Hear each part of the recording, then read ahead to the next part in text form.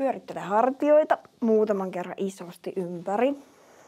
Lähtee veri hyvin kiertämään niskahartiaseudulle. Hyvä. Jätä hartiat alas. Avaa lapojen välistä, työnnä käsiä eteen.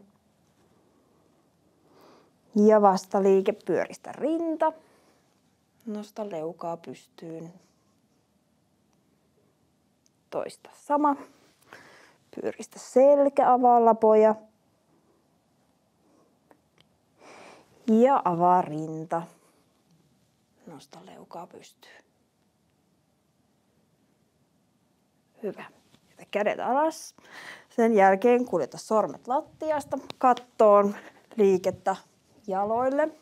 Liikettä ylävartalolle.